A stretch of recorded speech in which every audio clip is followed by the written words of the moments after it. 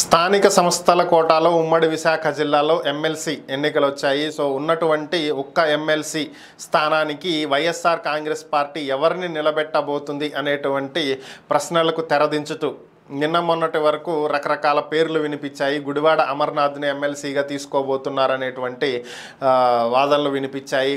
మళ్ళీ తర్వాత బొత్స సత్యనారాయణ అన్నారు, లేదు వీళ్ళు కాదు మరొక వ్యక్తిని ఎవరినో తీసుకోబోతున్నారు. ఇలా రకరకాలైనటువంటి వార్తలు అయితే వచ్చాయి. ఓవరాల్గా ఎమ్మెల్సీగా బొత్స సత్యనారాయణని ఈరోజు జగన్మోహన్ రెడ్డి ప్రకటించడం జరిగింది.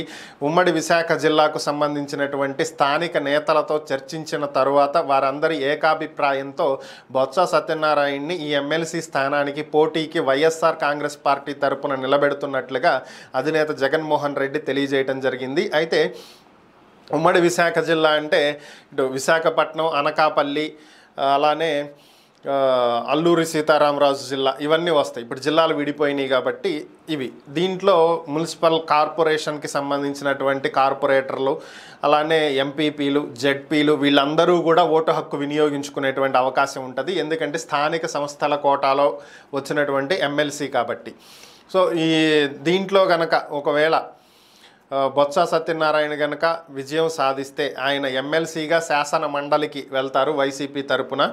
సో అయితే ప్రస్తుతం దీనికి సంబంధించి ఇంకా నోటిఫికేషన్ అయితే రాలేదు. ఆగస్టు 6వ తేదీన నోటిఫికేషన్ విడుదల చేస్తారు. 6వ తేదీ నుంచి 14వ తేదీ వరకు నామినేషన్లు వేయొచ్చు, నామినేషన్ స్వీకరిస్తారు. 16వ తేదీన నామినేషన్లని పరిశీలించడం, స్క్రూటినీ చేయటం జరుగుతుంది. 16వ తేదీ వరకు ఉపసంహరించుకునేటువంటి అవకాశాన్ని కూడా కల్పిస్తున్నారు. ఈ నెల చివరిలో 30వ తేదీన ఓటింగ్ జరుగుతుంది. ఉదయం 8 గంటల నుంచి ఓటింగ్ స్టార్ట్ అవుతుంది.